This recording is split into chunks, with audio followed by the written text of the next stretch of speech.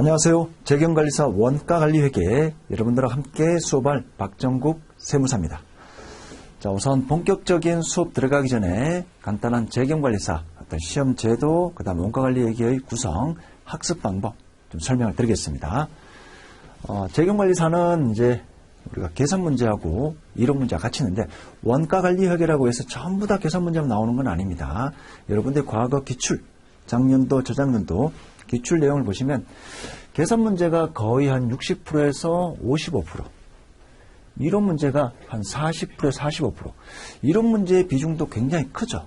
거의 한 40% 정도 차지할 정도로 이론 문제도 굉장히 양이 많습니다. 그래서 여러분들이 너무 이론만 집중하지 마시고 이론 내용도 보시면 이론 내용은 몇 가지 내용만 알면 쉽게 문제 풀 수 있기 때문에 이론 내용도 계산 문제 풀면서 같이 꼭 체크를 해두시면 되겠습니다.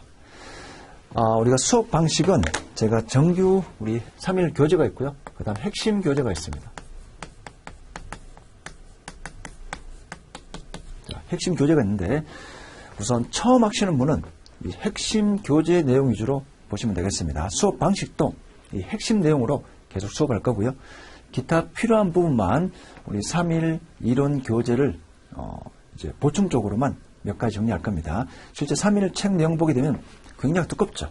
그런데 우리 이페스 코리아에서 발간한 그 책을 보게 되면 200페이지 전후밖에 안 되기 때문에 굉장히 압축된 내용이고요. 그 압축된 내용을 제가 전부 다 상세하게 설명드릴 겁니다. 거기 보시면 중요한 예제, OX 문제, 연습 문제, 과거에 기출되었던 유형 문제로 전부 다 반영을 해놨습니다.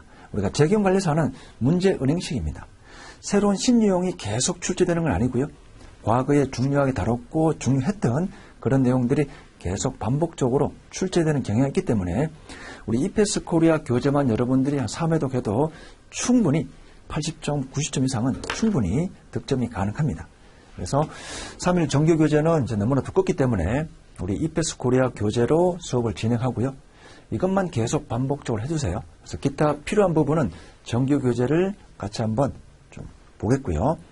여러분들 그리고 항상 학문을 공부하는 자세와 수험을 공부하는 자세는 완전히 틀립니다. 학문은 천천히 연구하는 겁니다. 생각하고요. 근데 시험은 가능한 빠른 시간 안에 합격하는 게 목표입니다. 최단 기간에 합격하고 학문 연구는 좀 시간 날 때 천천히 하는 게 좋습니다. 그래서 우리 이페스 코리아 교재가 이 수험에 최적화되게 여러분들하고 또 제공이 되기 때문에 같이 한번 잘 보시고요. 수업 방식은 우리 핵심 이페스 코리아 교재 위주로 하는데 일단 이론 내용 먼저 보겠습니다. 그 다음 중요한 예제 같이 풀이할 거고요. 그 다음에 이론 내용 마지막 정리하기 위해서 OX 문제, 각 단원마다 OX 문제가 있습니다.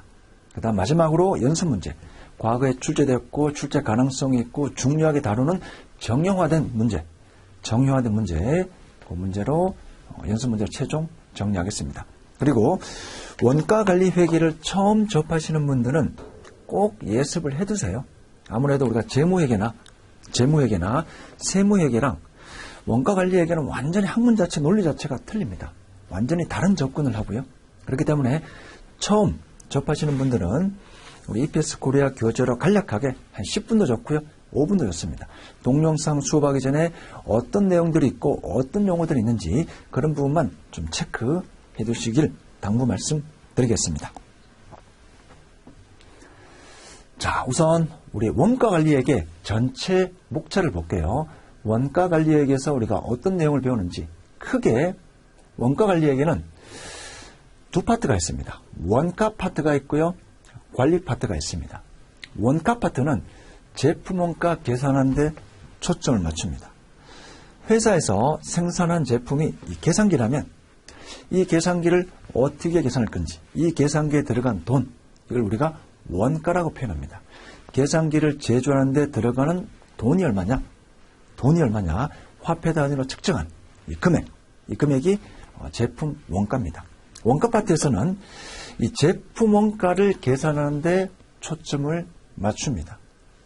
그래서 이런 원가 파트, 관리 파트 전반적으로 배우기 전에 기본 개념들, 용어들, 여러분들이 축구나 게임 하려면 대략적인 아이템이라든지 룰이라든지 규칙이라든지 이름 이런 것도 알고 있었듯이 원가관리액의 학문도 마찬가지로 여러 가지 기본 개념, 기본 용어들 이런 부분들 우리 1, 2, 3교시에서 같이 학습을 할 겁니다. 그 다음 두 번째로 제조회사의 원가 흐름. 여러분 재무회계에서는 상품 기업이죠.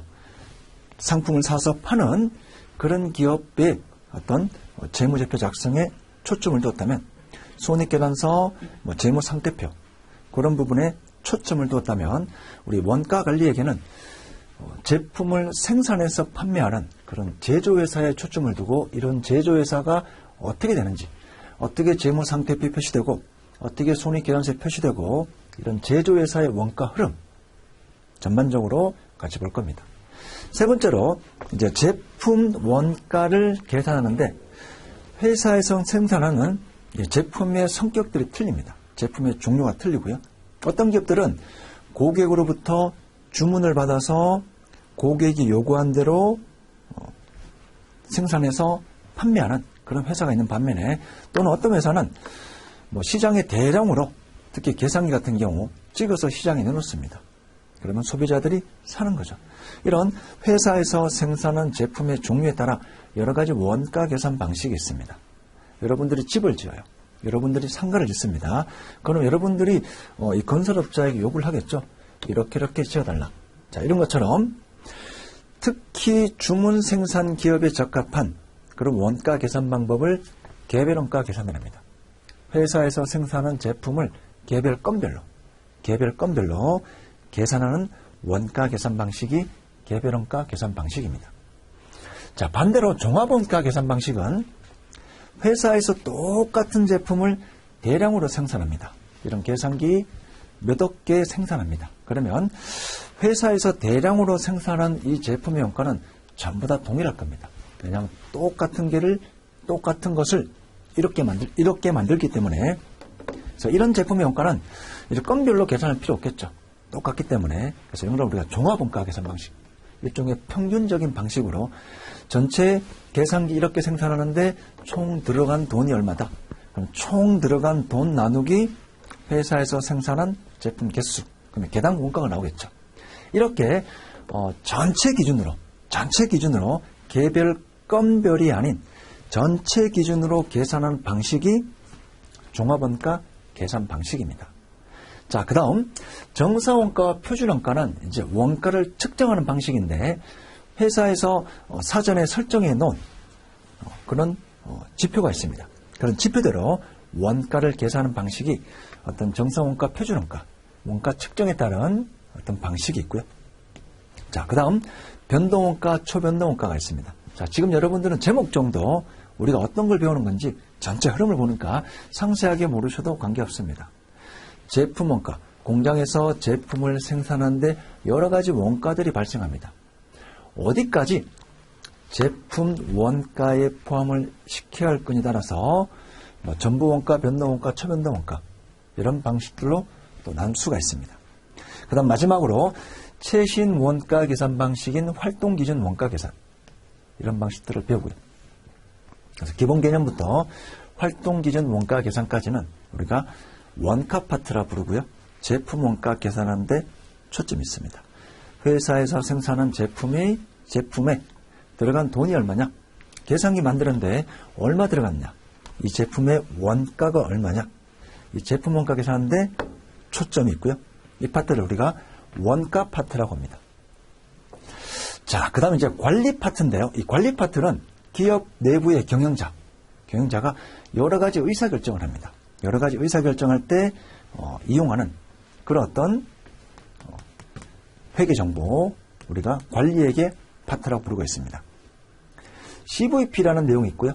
여러분들 이제 새로운 영화가 출시되면 손익분기점 관객수가 몇 명이다. 이런 내용 나오죠.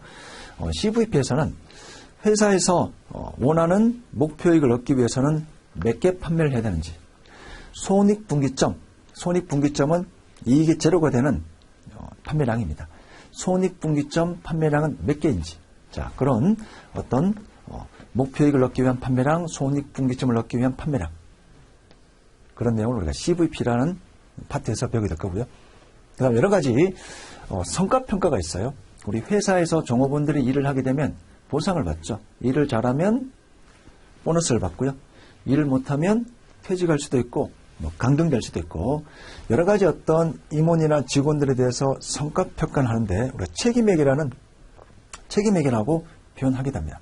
성과평가하기 위해서 그런 성과평가 지표가 어떤 것들이 있는지 대부분은 이익이죠. 이익. 목표란 이익이 있을 것이고요. 그 목표란 이익보다 훨씬 더 회사가 이익을 많이 내면 종업원들에게 보너스, 보상을 할 겁니다. 자, 그런 우리 임원들이나 직원들에 대해서 보상, 평가하기 위해서 어떠한 지표들이 있는지 이익, 투자 수익률, 자녀입법 여러 가지 지표들이 있습니다. 그런 지표들을 학습을 하게 됩니다. 자, 그 다음 단기 의사결정이 있고 장기 의사결정이 있는데요. 단기 의사결정은 화폐의 시장가치를 고려하지 않을 정도로 짧은 기간, 예를 들어 특정 회사에서 이 계산기를 개당 4만 원에 지불할 테니까 우리 회사에 1000개 넣어달라, 이런 주문이 왔습니다. 개당 4만 원에 1000개 주문이 왔을 때 우리가 그 제의를 수락할지 말아야 될지, 비싸게 제시하면 당연히 받아들여야 되는데 너무 싸게 제시할 수도 있겠죠. 자, 그렇게 특정 회사에서 이런 주문 요청이 왔을 때 우리 회사가 거절해야 되는지 수락해야 되는지, 또는 부품을 지금 자가 제조하고 있는데 자가 제조하는 것을 포기하고 외부에서 부품을 사와서 제조를 해야 되는지, 여러 가지 기업에서 단기 의사결정 있고요. 거절해야 되는지 채택해야 되는지, 그런 내용을 단기 의사결정에서 배웁니다. 장기 의사결정은 주로 어떤 고정자산 투자, 공장을 짓거나 대규모 기계장치를 사거나 이런 주로 어떤 투자 기간이 장기간 소요되는 그런 의사결정을 장기 의사결정이고요. 장기 의사결정을 어떻게 해야 되는지 그런 내용을 이 파트에서 배우게 될 겁니다.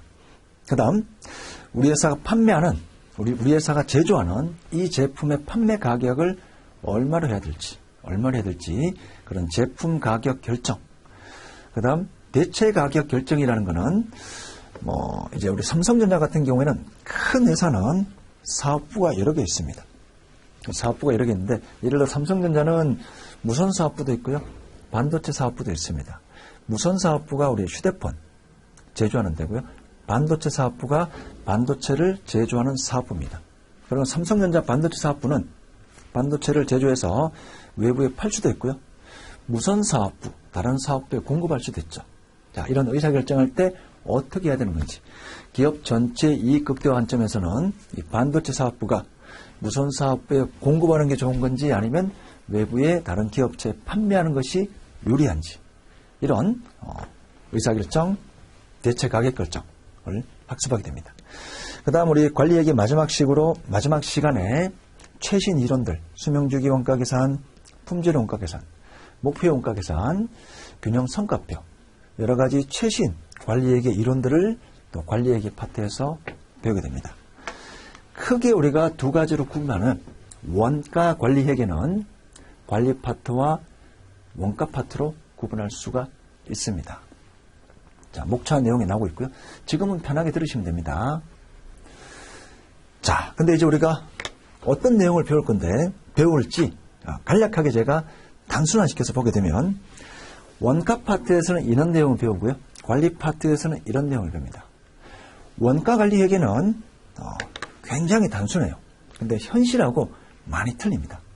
이론을 정리하기 위해서 이 현실을 굉장히 단순화시킵니다. 단순화시켜서 가정을 합니다. 이 가정하에 논리 전개를 합니다. 그래서 여러분들이 대부분 10명 중에 한 9명은 원가 관리회계가 아주 쉽다라고, 굉장히 쉽다라고 말씀을 하는데, 한 명은 굉장히 어렵다고 합니다. 그 어렵다는 이유가 현실하고 이 이론하고 너무 비교를 하다 보면 아주 어려워요. 현실은 그렇지 않습니다. 현실은 그렇지 않은데, 이 원가 관리회계 학문이라는 데서는 여러 가지 가정을 해요. 여러 가지 가정. 현실은 이게 하는데 이렇다라고 가정을 해보고 이론을 한번 전개해보자. 계산을 풀어보자. 그런 게 대부분입니다. 그래서 현실하고 비교하게 되면 원가 관리 회계가 아주 어려울 수밖에 없습니다. 분명히 말씀드립니다. 현실은 그렇지 않은데 이렇게 가정을 하고, 아주 단순한 가정을 하고, 이 가정하에 이론 전개 계산 문제를 푸는 겁니다. 자, 대표적인 우리가 원가 파트의 논리를 한번 밀어보겠습니다. 자, 원가 파트의 논리는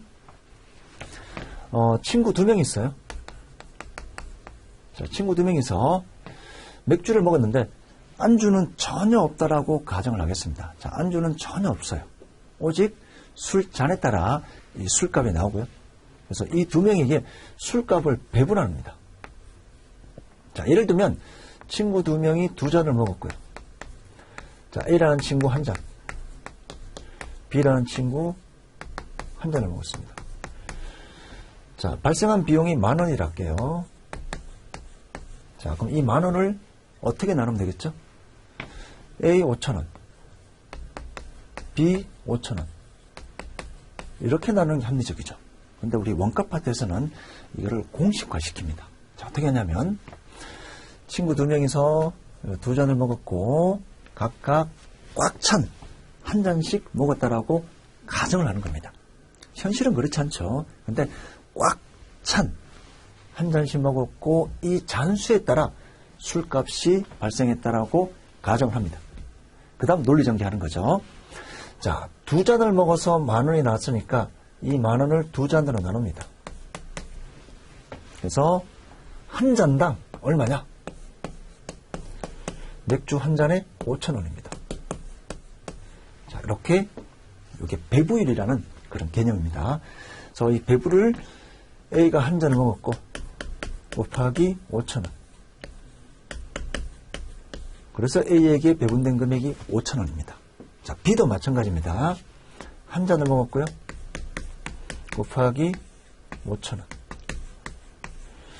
이게 우리 원가 파트에서 계속 배우는 그런 내용입니다. 공통원가. 공통적으로 발생했는데 이 공통원가를 어떻게 A와 B에 나눌 건지, 배부할 건지 그런 내용을 원가 파트에서 배우게 되겠고요. 근데 이제 심플하게 이런 논리예요. 이게 전부입니다.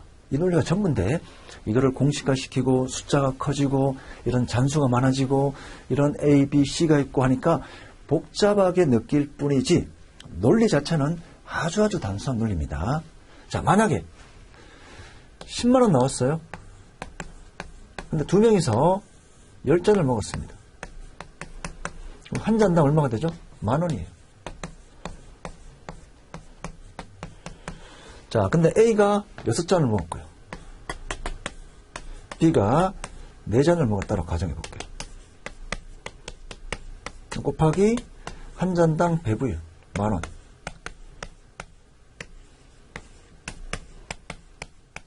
자, 이렇게 해서 A에게 60,000원이 배부되고요.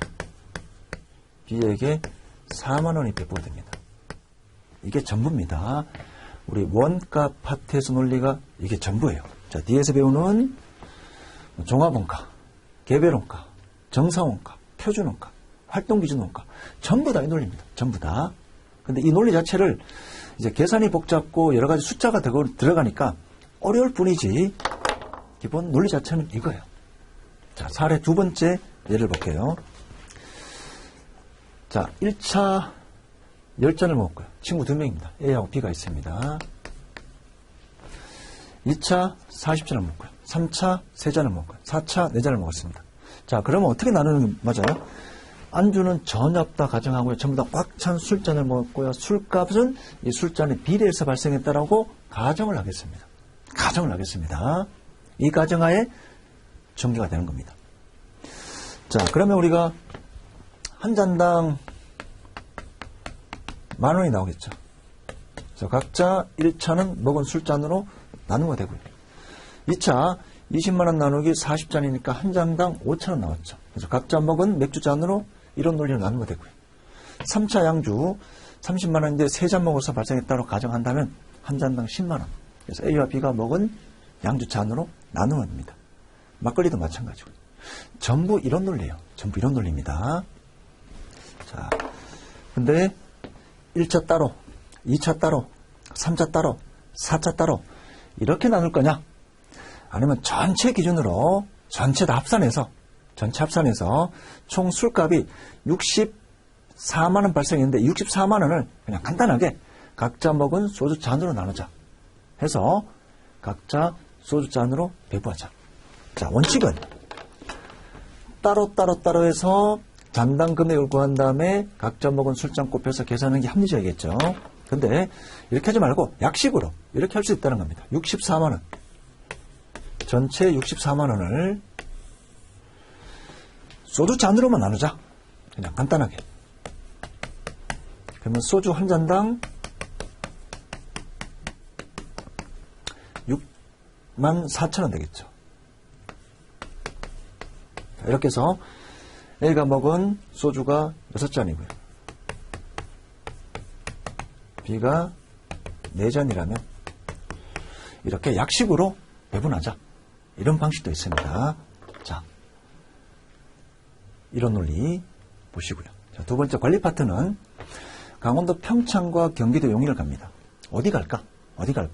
근데 우리 현실에서는 여러 가지 비용도 고려하고 여러 가지 여기서 주위에 뭐가 있는지, 무엇을 먹을 건지, 비용은 얼마가 드는지 여러 가지 요소를 고려합니다. 근데 우리 관리계 파트는 다른 거 다 무시하고 가정하는데 집이 서울입니다. 서울에서 가까운 거리로 선택하자. 그럼 어디 선택하겠죠? 당연히 용인이죠. 자, 이렇게 관리 파트는 현실에 수많은 가정이 있음에도 불구하고 다 무시하고 이것만 고려했을 때 너 여기 갈 거냐, 여기 갈 거냐, 이 대안 선택할 거냐, 이 대안 선택할 거냐, 이런 논리를 우리 관리회계에서 배우게 됩니다. 이런 관리회계에서 의사결정할 때 이런 논리를 적용하게 되는 겁니다. 자, 그다음 원가의 기본 개념 보겠습니다. 여러분들 절대 어려워할 필요 없습니다. 논리가 이게 전부예요. 논리가 전부입니다. 이 논리를 굉장히 복잡하게 책에 써두었고 여러 가지 새로운 용어들이 오니까 우리가 어렵게 생각할 뿐이지 심플하게 논리는 아주 간단합니다. 자, 원가 파트, 제품 원가 계산. 판매하면 매출 원가. 판매하지 않고 재고를 가지고 있으면 재무 상태표. 제품 원가 계산하는데 원가 파트가 있고요. 그 다음 관리 파트, 계획, 통제, 의사결정. 여러 가지 제품의 수익성 분석, 장기 의사결정. 이런 내용을 관리 파트에서 배우는데, 우리 현행에서는, 최근에서는 원가하고 관리를 나누면 이렇게 나눌 수가 있는데, 그냥 전체를 원가 회계라 부르기도 하고요. 전체를 관리 회계라고도 부르기도 합니다. 그래서 특별히 중요한 건 아닙니다. 최근에는 동의어로 사용이 된다. 굳이 나누자면 원가 파트, 관리 파트. 저처럼 원가 파트, 관리 파트.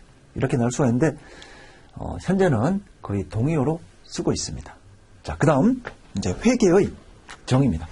회계란 기업의 경제적인 활동입니다. 제조하고 생산하고 판매 이런 경제적 활동을 화폐 단위로 분개하는 거죠. 금액 단위로 측정 기록 분류해서 정보 이용자들에게 제공을 합니다. 국세청에 제공할 수도 있고요. 공시함으로써 채권자들이 볼 수도 있고요. 주식 투자하는 사람이 볼 수도 있고요. 주주들이 볼 수도 있고 이런 정보 이용자들이 합리적인 의사결정을 할 수 있도록 하는 그런 활동입니다.